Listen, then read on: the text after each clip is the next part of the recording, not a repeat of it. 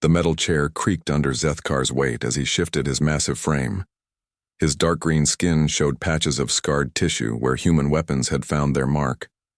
3 of his 4 arms hung at awkward angles, never quite healing right after the war. The bright lights of the medical station made his large black eyes water, but he refused to show weakness in front of the human sitting across from him. Dr. Elena Martinez looked small compared to the alien warrior. She was a thin woman with short, brown hair and tired eyes. Her white coat was clean and pressed, but her hands shook slightly as she held her recording device. The room smelled of antiseptic and fear. Between them sat a metal table with translation equipment humming quietly. "The Galactic Council wants to understand what happened during the war," Elena said in a soft voice. "Your people attacked human colonies first. We need to know why and how things went so wrong." Zethkar made a sound that might have been laughter if it came from a human throat. Instead, it sounded like grinding stones. His mandibles clicked together as he spoke through. The translator. "You want to know about the war? You humans wrote the rules of that war with the blood of my people, but yes, I will tell you, the Council should know what your species truly is." Elena pressed a button on her recorder. The small device beeped once and a red light began to glow. She placed it on the table between them and folded her hands. "Start wherever you want to start," she said. Zethkar closed his eyes for a long moment. When he opened them again, they held a distant look, as if he was seeing things that happened long ago and far away. "My name is Zethkar of the 3rd Battle Claw, son of War Commander Yethmor. I was born on the homeworld during the conquest of the Zelani system. By the time I could hold a weapon, my people had defeated 12 different species across the galaxy. We were the strongest. We were the smartest. We were the best warriors the universe had ever seen." He paused and looked directly at Elena. She tried not to flinch under his gaze. "We were wrong about many things, but we were most wrong about humans." Elena nodded but said nothing. She had learned that interrupting alien witnesses often made them stop talking completely. "The Vorthak Empire had a simple way of making war," Zethkar continued. "We would study a species for several cycles. We would learn their technology, their military strength, their population centers.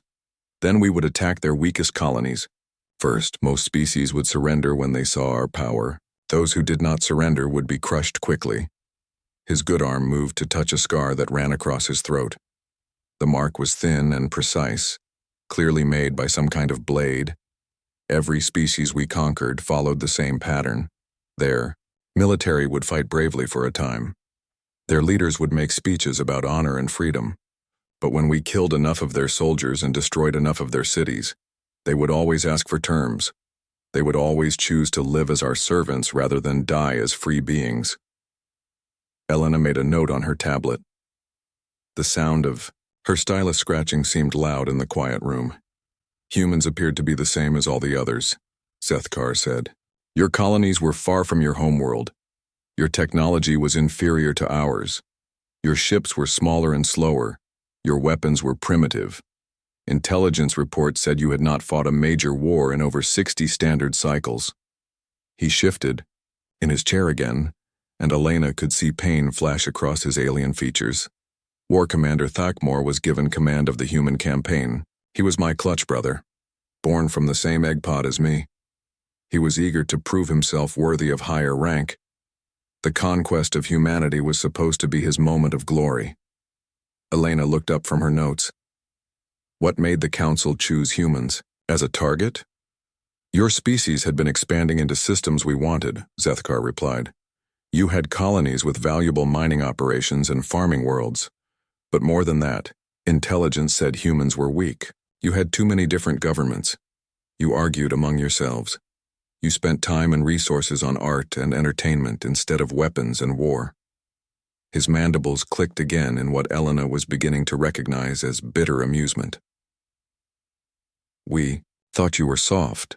We thought you were divided. We thought you would be easy to break." Elena felt a chill run down her spine, though she tried not to show it. She had read the preliminary reports about Vorthak military doctrine. They had conquered 17 different species before encountering humanity. Each conquest had followed the same pattern Zethkar described. "Tell me about the first attack," she said. Zethkar's eyes grew distant again. New Denver Colony. It was a mining operation in the Kepler system. 20,000 humans living in domed cities on a planet with thin air and harsh weather. The perfect target to demonstrate Vorthak's superiority. He paused and seemed to struggle with his words. Thakmor assembled a force of 30 war cruisers and support ships. Over 15,000 Vorthak warriors, all veterans of previous conquests. We had plasma cannons that could melt through your colony domes. We had dropships that could land troops anywhere on the planet's surface. We had battle suits that made our warriors nearly invulnerable to primitive human weapons. Elena nodded encouragingly. Getting detailed military information was one of her primary objectives. The plan was simple, Zethkar continued. Destroy the orbital defense platforms. Land troops at the main population center. Capture the colony leaders. Broadcast our demands to Earth. Standard procedure that had worked perfectly against 16 other species. His good hand formed a fist on the table. Nothing went according to plan. Elena leaned forward slightly. What happened? The humans fought back, Zethkar said simply. But not the way any species had fought back before. When we destroyed their defense platforms, they used mining charges to create debris fields that damaged our ships. When we landed troops in their cities, they disappeared into tunnels and underground passages we did not know existed. He was quiet for a long moment, staring at something Elena could not see. Other species had sent their military to fight us while civilians fled to safety. Humans did the opposite. Their military stayed hidden while every civilian became a warrior. Miners used industrial equipment as weapons. Farmers turned farming tools into explosives. Even their younglings carried messages and supplies through passages too small for Vorthak warriors to follow. Elena made more notes, trying to capture the aliens' exact words. The translation software was good, but sometimes missed important details. How long did the battle last? She asked. 47 standard days, Zethkar replied. We expected resistance to collapse within 10 days at most. Instead, it grew stronger. Every building we captured had to be taken again the next day. Every street we controlled became a trap. Every human we killed seemed to make the others fight harder instead of surrender. His voice dropped to almost a whisper. By the end, we had lost over 3,000 warriors to take one small colony. Thakmor was forced to use orbital bombardment to destroy sections of the cities, just to break human resistance. Even then, survivors kept fighting from the ruins. Elena looked up from her tablet. But you did capture the colony eventually. Zethkar nodded slowly. We took New Denver, yes. But the victory felt like defeat. We had expected to capture 20,000 human slaves to work in our mines. Instead, we found fewer than 5,000 survivors, and most of those were too injured or sick to be useful. He met Elena's eyes again, and she saw something in his gaze that made her uncomfortable. That should have been our warning. We should have known then that humans were different from every other species we had conquered. We should have withdrawn and found easier prey. But you didn't, Elena said. No, Zethkar replied. We did not. Thakmor reported a successful conquest to the War Council. He said human resistance had been broken and Earth would surrender when they saw what happened to New Denver. He recommended immediate expansion of military operations. Elena felt her stomach tighten. She knew what came next in the historical record, but hearing it from an enemy witness was different. The War Council approved a full invasion fleet, Zethkar continued. 200 ships, 50,000 warriors, enough firepower to sterilize a planet if necessary. We were going to end human resistance forever and claim all their worlds for the Empire. He was quiet again, lost in memories of a war that had ended very differently than anyone expected. That decision, he said finally, was the beginning of the end for my people. Dr. Elena Martinez refilled her water glass and checked the recording device. The red light still glowed steadily. Zethkar had been talking for over an hour, but she could see he was just getting started. The alien warrior flexed his good arm and continued his story. The invasion fleet gathered at the edge of your solar system, Zethkar said. War Commander Thakmor was promoted to Fleet Commander for his success at New Denver. The War Council gave him command of the largest military force in Vorthak history. 200 ships carrying 50,000 of our finest warriors. Elena nodded and made notes. The historical records confirmed these numbers, but hearing them from an enemy perspective was valuable. What was the plan for Earth? She asked. Zethkar's mandibles clicked together, simple and direct. Strike at your 3 largest cities simultaneously. Destroy your orbital installations. Capture your government leaders. Force immediate surrender before your military could organize effective resistance. He paused and touched the scar on his throat again. Elena noticed he did this whenever he was about to describe something particularly difficult. We had detailed intelligence about Earth. We knew where your military bases were located. We knew the size of your fleet. We knew your population centers and industrial facilities. What we did not know was how wrong our intelligence would prove to be. Elena leaned forward.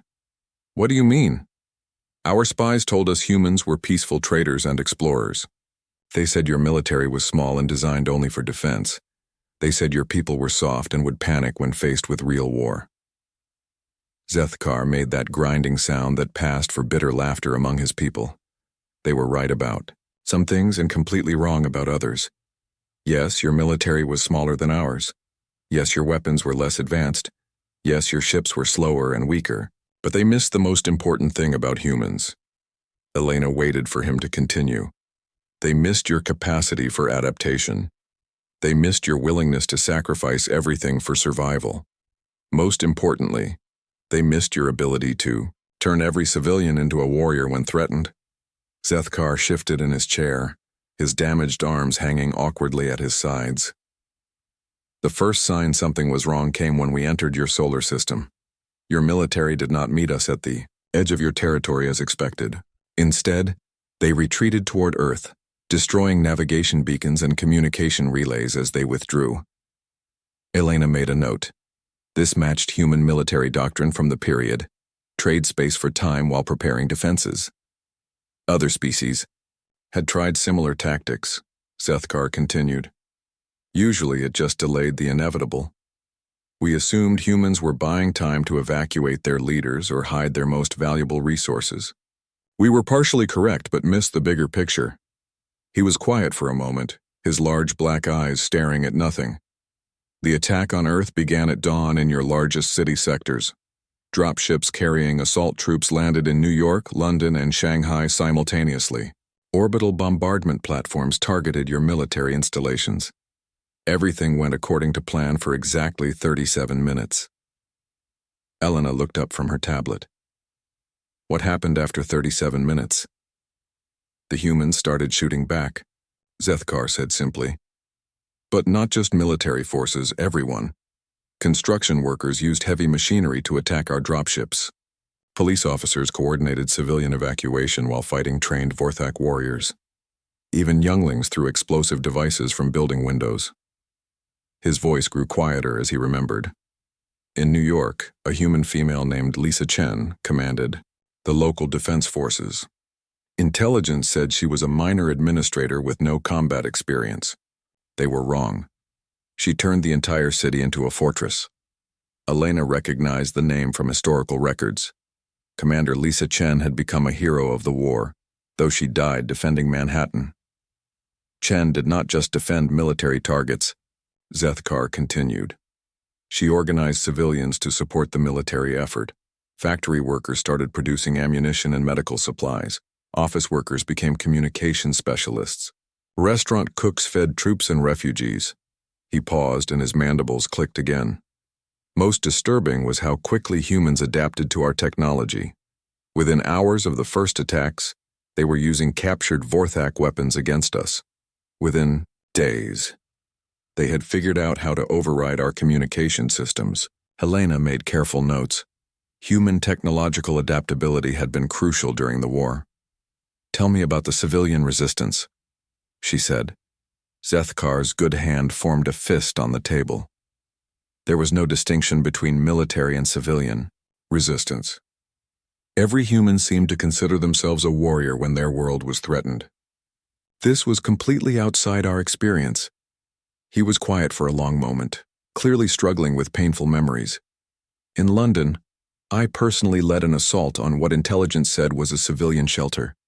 We expected to find frightened families, hiding from the war. Instead, we found a command center run by a human male named Tom Bradley. He was listed in our files as the mayor of a small district, someone who managed local government services.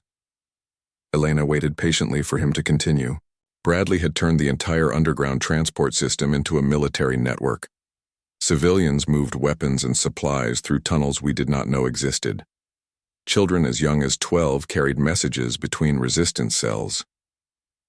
Elderly, humans who could barely walk operated communications equipment. Zethkar's voice became strained as he remembered. When we finally breached their defenses, Bradley and his people did not surrender. They destroyed their own command center rather, then let us capture it. Even the younglings fought to the end. Elena felt a chill at the alien's words. The historical records mentioned civilian resistance, but not in such detail. How did this compare to other species you had conquered? She asked. No comparison was possible, Zethkar replied immediately. Other species had clear distinctions between military and civilian populations. Their warriors fought while their civilians fled or hid. When military resistance collapsed, civilian resistance ended immediately. He touched his throat scar again. Humans were different. Destroying their military only made civilian resistance stronger. Capturing their government leaders only made local commanders more independent. Every action we took seemed to make them more dangerous instead of less. Elena made more notes, trying to capture the alien perspective on human behavior. What was the most surprising thing about human tactics? She asked. Zethkar was quiet for a long time before answering. Their willingness to sacrifice themselves for strategic advantage. Other species fought to preserve their people. Humans fought to destroy their enemies, even if it meant their own destruction.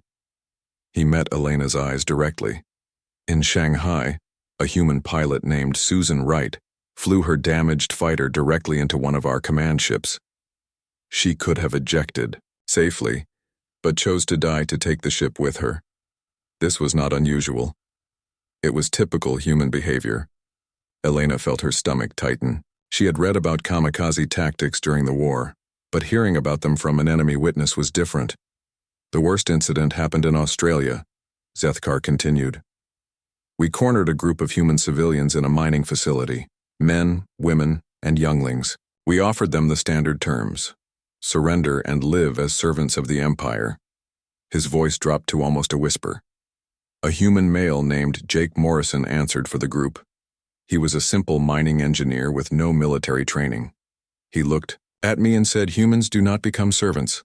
Then he activated the mining charges. Elena stopped writing and looked up at Zethkar. The entire facility collapsed. Every human inside died instantly, but they also killed over 200 Vorthak warriors and destroyed millions of credits worth of our equipment. Morrison chose death for his people rather than submission to ours. Zethkar was quiet for a long moment. That was when I began to understand that humans were not like other species. Other conquered peoples wanted to survive, even as servants. Humans preferred death to defeat. This made them impossible to control through normal methods.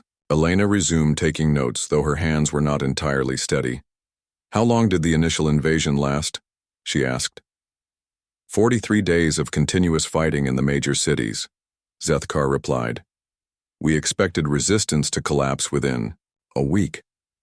Instead, it grew stronger every day. Human military forces that should have been destroyed regrouped and counterattacked.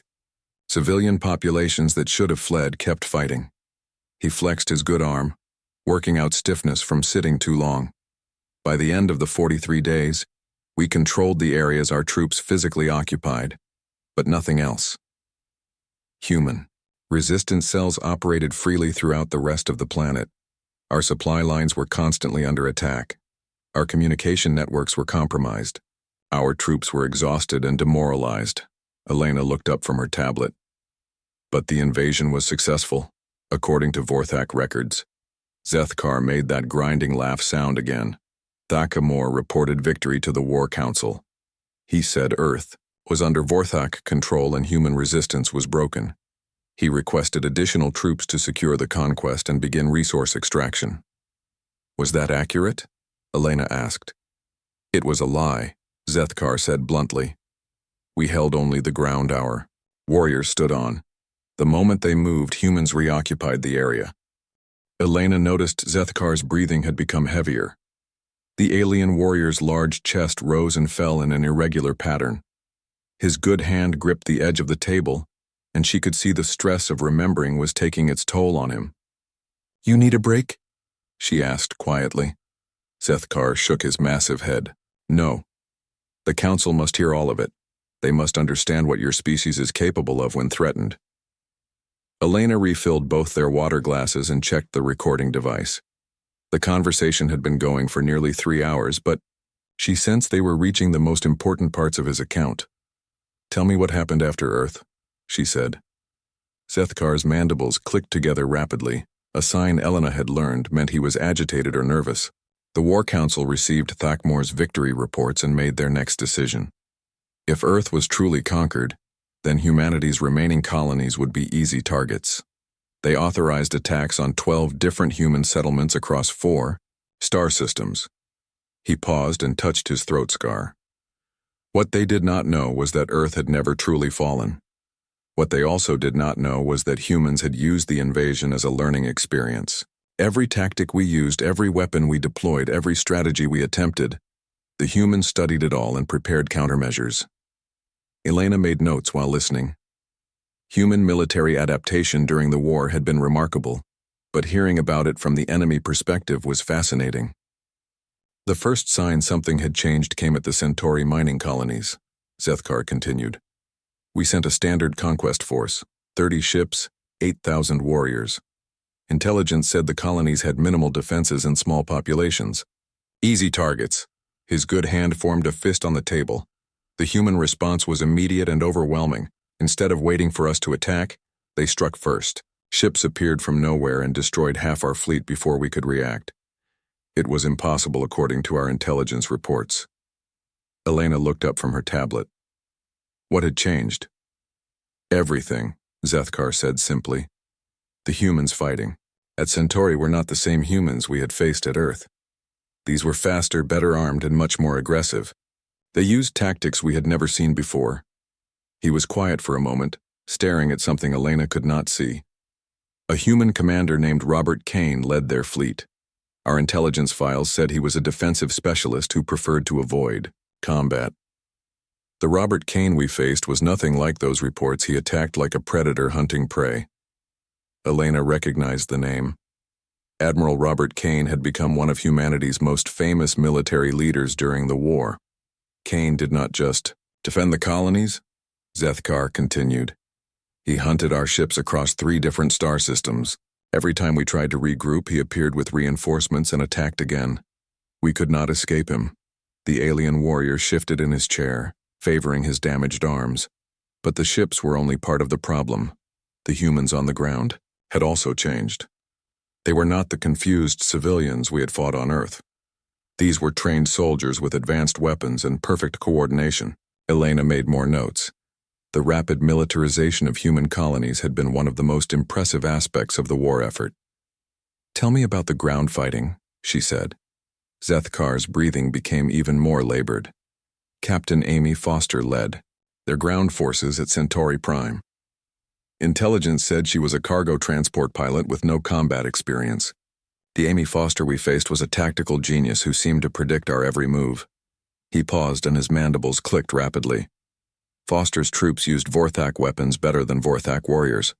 They wore modified versions of our battle armor. They even used our own communication frequencies to coordinate attacks. It was as if they had been fighting us for years instead of months. Elena felt a chill at his words. She knew from historical records that human forces had indeed captured Vorthak equipment extensively. How was that possible? She asked. Your engineers, Zethkar said, his voice full of something that might have been respect or fear. A human named Paul Davis led a team that had completely reverse-engineered our technology. Not just weapons and armor, but ships, communication systems, even our medical equipment. He met Elena's eyes directly.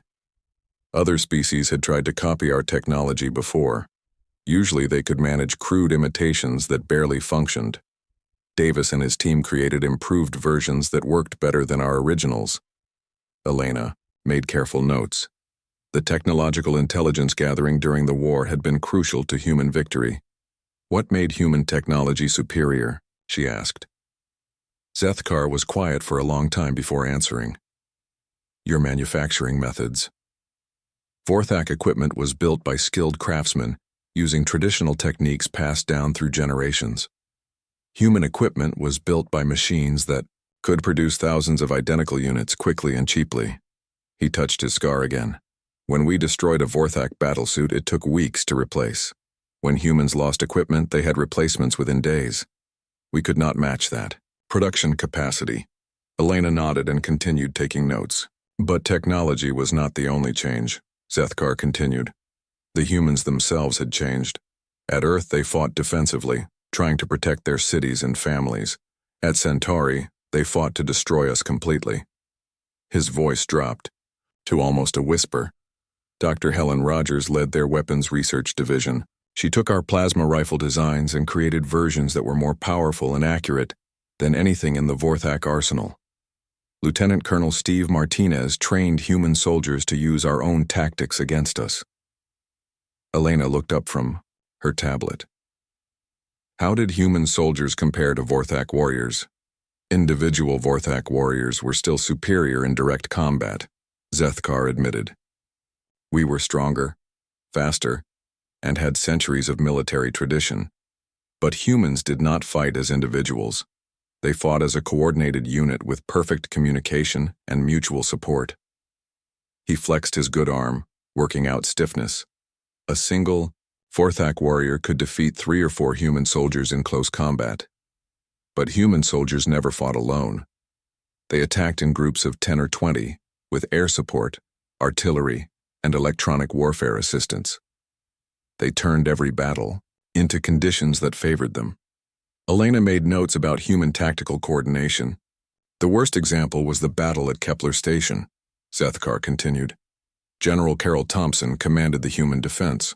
We expected a normal siege situation where we would gradually wear down their resistance. His mandibles clicked together, rapidly. Thompson had other plans. She evacuated most of the civilian population, but left volunteers behind to maintain the illusion of normal operations. When our main assault force entered the station, she activated a massive explosive device that destroyed the entire facility. Elena stopped writing and looked up at Zethkar. The explosion killed over 5,000 Vorthak warriors and destroyed 15 of our best assault ships. Thompson and her volunteers died in the blast, but they eliminated an entire battle group in a single moment. Elena felt her stomach tighten. She had read about the Kepler Station incident, but not from this perspective. Other species would have negotiated or surrendered to preserve their people, Zethkar said quietly. Thompson chose to sacrifice her own life and the lives of her followers to damage our military capacity. This was becoming typical human behavior. He was quiet for a long moment. The psychological impact on our troops was severe. Vorthak warriors began to fear fighting humans because they never knew when the enemy would choose death over defeat. How do you conquer a species that prefers mutual destruction to submission? Elena continued taking notes, though her hands were not entirely steady. How did the War Council respond to these defeats? She asked. Badly, Zethkar replied. They could not understand how inferior humans were defeating superior Vorthak forces. They blamed poor leadership, inadequate intelligence, and equipment failures. They authorized larger invasion fleets with more experienced commanders. His good hand gripped the table edge. What they did not understand was that the problem was not with Vorthak forces. The problem was that humans had stopped being the peaceful species our intelligence reports described. They had become something else entirely. Elena looked up from her tablet. What do you mean? Zethkar met her eyes and she saw fear in his alien gaze. They had become a species entirely focused on warfare. Every human civilian was a potential warrior. Every human facility was a potential weapons factory. Every human colony was a potential military base. Your entire civilization had transformed itself into a war machine. He was quiet again, lost in difficult memories. Captain Danny White led deep space reconnaissance missions that tracked our supply lines across multiple star systems. Dr. Patricia Moore developed psychological warfare, techniques that turned our own honor codes against us. Major Frank Thompson conducted special operations that destroyed our equipment months after successful raids. Elena made notes about each name he mentioned. The most frightening human was Colonel Gary Lewis, Zethkar continued. He did not just fight battles. He studied Vorthak society and culture, then used that knowledge to attack our civilization itself. His voice became strained. Lewis understood that Vorthak clans competed for honor and status. Elena could see that Zethkar was struggling. The alien warrior had been talking for hours, and the stress of reliving his memories was clearly affecting him. His breathing was labored, and his good hand trembled slightly as he reached for his water glass. "We can stop if you need to rest," Elena offered again. Zethkar drank deeply from his glass before answering, "No. The worst parts must be told. The Council needs to understand what happens when humans stop defending and start hunting." Elena checked the recording device and prepared for what she sensed would be the most difficult part of his account. After the defeats at Centauri and Kepler, the War Council made a fateful decision, Zethkar began. They authorized a massive military buildup, 500 ships, 100,000 warriors, enough firepower to destroy entire star systems if necessary. His mandibles clicked together slowly, a sign Elena had learned meant he was deeply troubled. The plan was to end the war quickly through overwhelming force. Strike at the heart of human space, destroy Earth completely, make an example that would terrify any other species that might consider resisting the Empire. Elena made notes while listening. She knew from historical records that this massive fleet had indeed been assembled. But something had changed in the time it took to gather our forces, Zethkar continued. The humans were no longer waiting for us to attack them. They had become the attackers. He was quiet for a moment, his large black eyes staring at nothing. The first sign of change came from our border worlds. Colonies that had been peaceful for generations suddenly reported mysterious explosions in their factories. Equipment that had worked perfectly for years began failing at crucial moments. Supply ships disappeared without sending distress calls. Elena looked up from her tablet. "Sabotage?" "More than sabotage," Zethkar replied. "It was systematic warfare against our entire infrastructure, but we could never catch the humans responsible. They appeared from nowhere, struck their targets, and vanished before our security forces could respond." His good hand formed a fist on the table. "Captain Danny White led these deep space operations. Our intelligence files said he was a cargo pilot with no military training. The Danny White we faced commanded strike teams that moved through Vorthak space like ghosts." Elena made careful notes about human special operations. "White's teams did not just destroy our facilities," Zethkar continued. "They studied our industrial processes and sabotaged them in ways that would cause failures months later. A factory that seemed to be working normally would suddenly explode when a sabotage component finally broke down." He touched his throat scar, a gesture Elena had come to recognize as a sign of particularly painful memories. We could never predict when or where they would strike next. Every Vorthak world lived in constant fear. Workers refused to operate important machinery because they did not know if it had been sabotaged. Commanders hesitated to use equipment because they could not trust it to function properly. Elena continued taking notes, fascinated by the alien perspective on human psychological warfare. "But the industrial sabotage was only part of their strategy," Zethkar said. "Dr. Patricia Moore led operations that attacked our society itself. She understood how Vorthak clans functioned and used that knowledge against us." His voice became strained as he remembered. Moore's teams intercepted our communications and replaced them with false messages. Clan leaders received orders that appeared to come from the War Council but were actually human fabrications.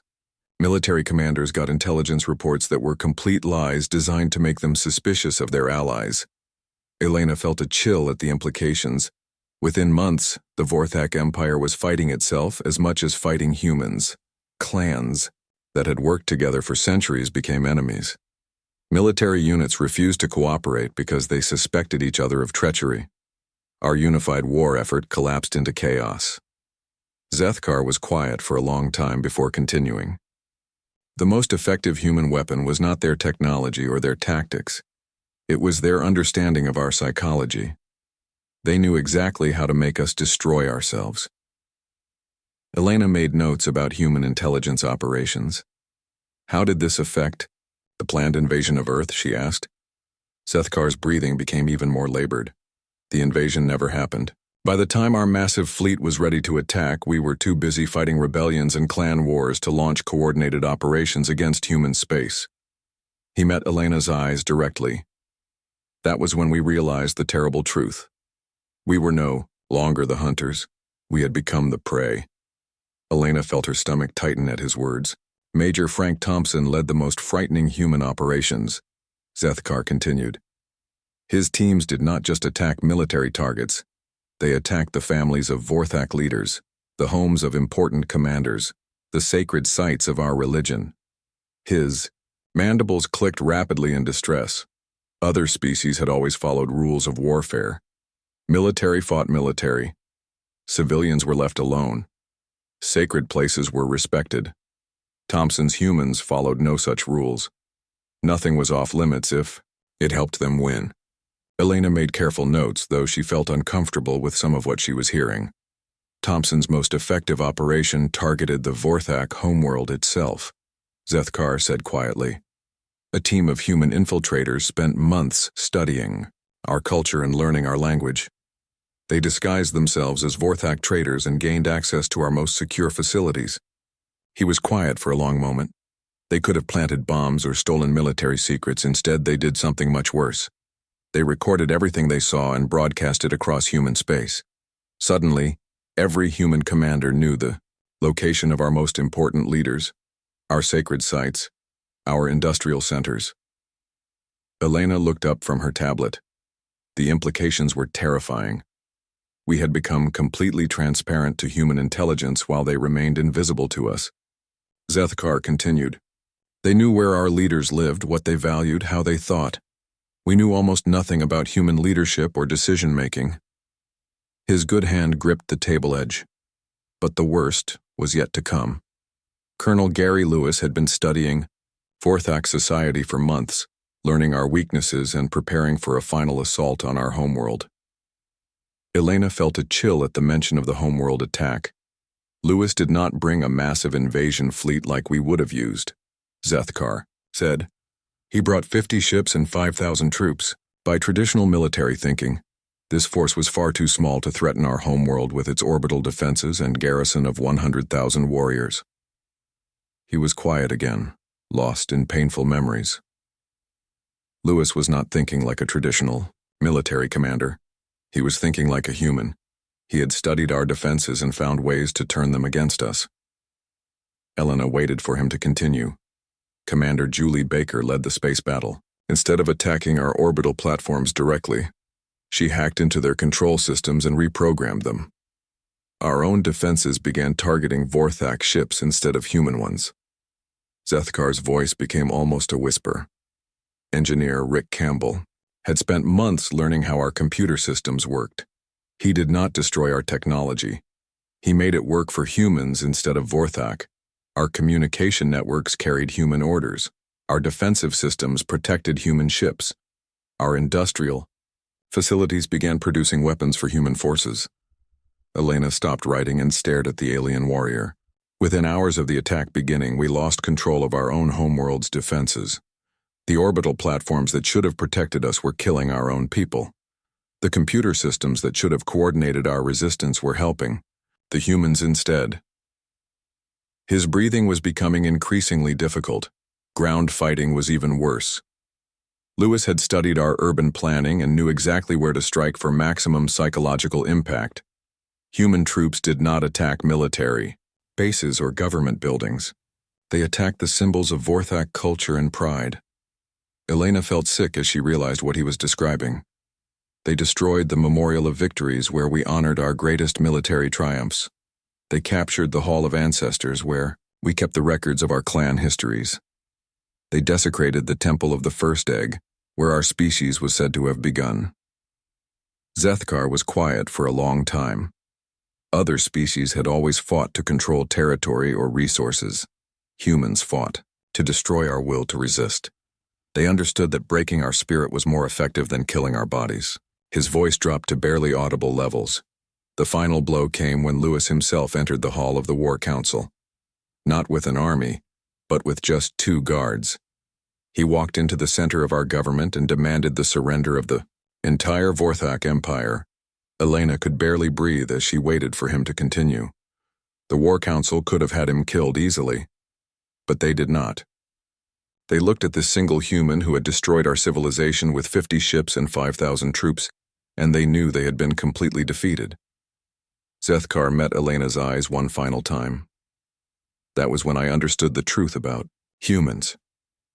You are not a species that fights wars. You are a species that ends them, completely and forever. He was quiet again, exhausted by his memories. The surrender was signed 3 days later. The Vorthak Empire, which had conquered 17 different species across the galaxy. Elena noticed that Zethkar had grown very quiet. The alien warrior sat motionless in his chair, his large black eyes staring at the table between them. The recording device continued to hum softly, its red light still glowing. After several minutes of silence, Elena spoke carefully. "You mentioned human mercy," she said. "What did you mean?" Zethkar looked up at her, and Elena was surprised to see something that looked like confusion in his alien features. "The war ended with the surrender of the War Council," he said slowly. "I expected to be executed immediately, along with all other Vorthak military personnel. This is what we would have done to defeated enemies. This is what every species does to those who threaten them." He paused and touched his throat scar one more time. "Instead, I was captured by a human patrol led by Sergeant Maria Gonzalez. She was a small female, much smaller than me. I could have killed her easily despite my injuries, but when I tried to attack, she did something I did not expect." Elena waited for him to continue. "She offered me medical treatment. Not as a bribe or a trick, but because I was injured, and she had medical supplies.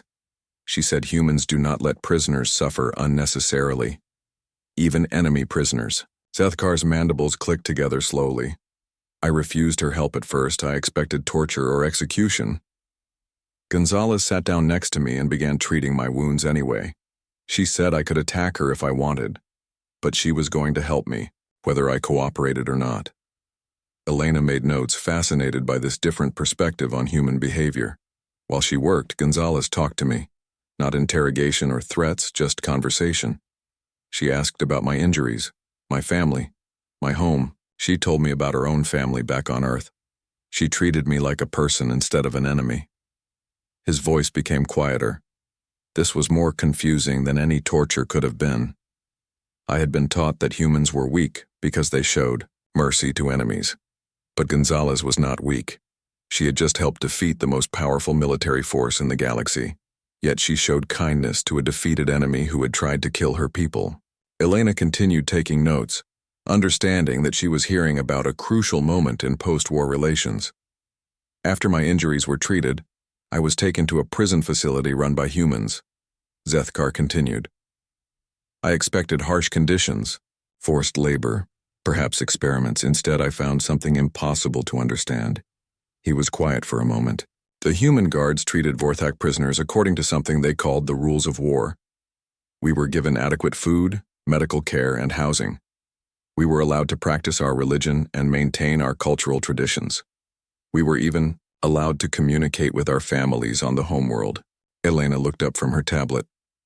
How did this compare to Vorthak treatment of prisoners? Zethkar's breathing became irregular. The Vorthak Empire did not take prisoners. Defeated enemies were either enslaved or executed. The concept of treating captured enemies with dignity was completely foreign to us. His good hand gripped the table edge, but the most confusing part was yet to come. Dr. Kevin Adams, a human military historian, began visiting the prison regularly. He said he wanted to understand the war from the Vorthak perspective. Elena recognized the name from post-war documentation efforts. Adam showed me records of human military history. Zethkar continued.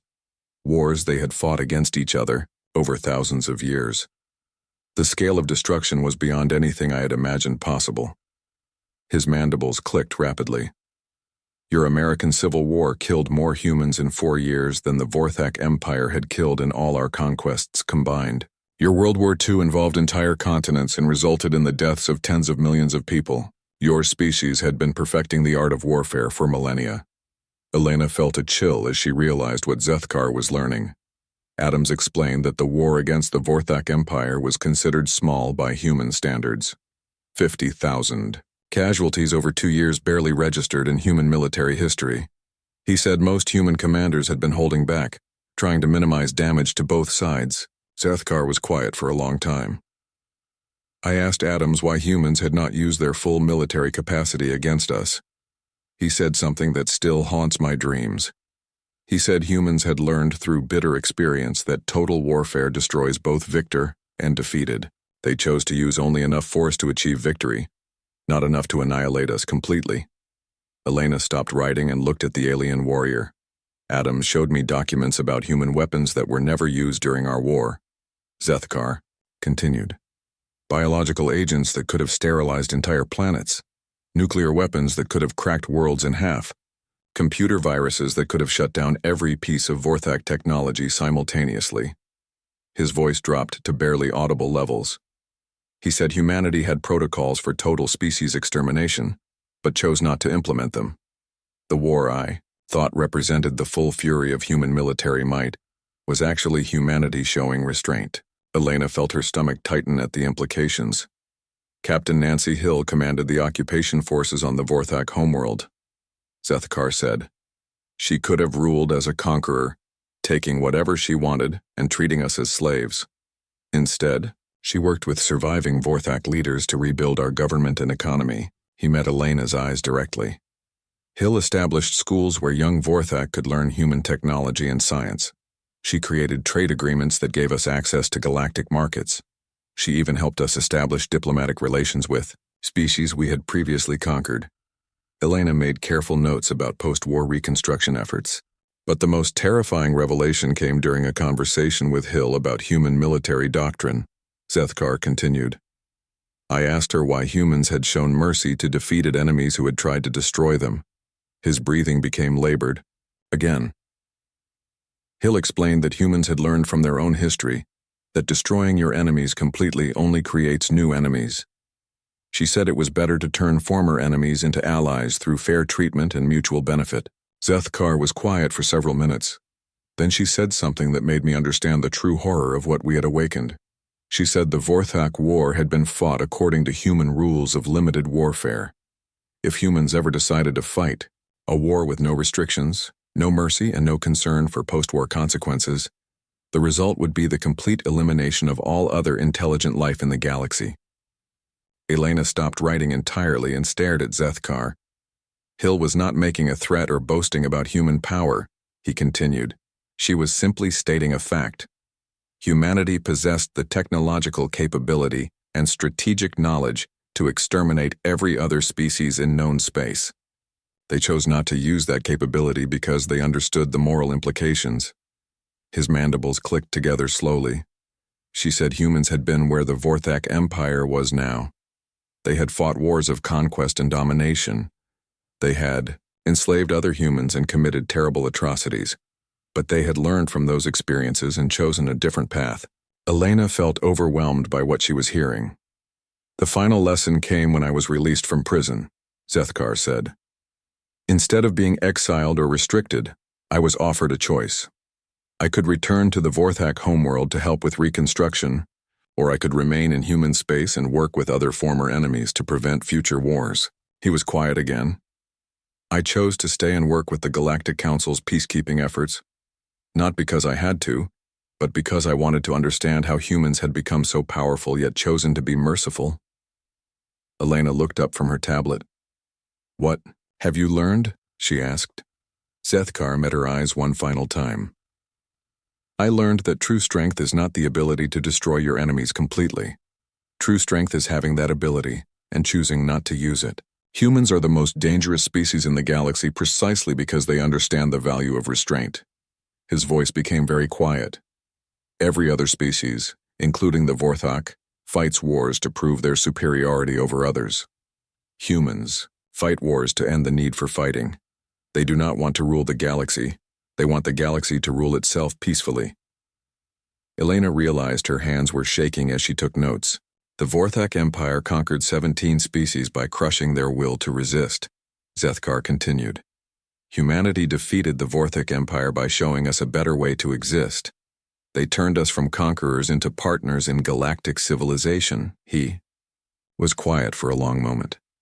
But I have also learned something that terrifies me more than human warfare ever did.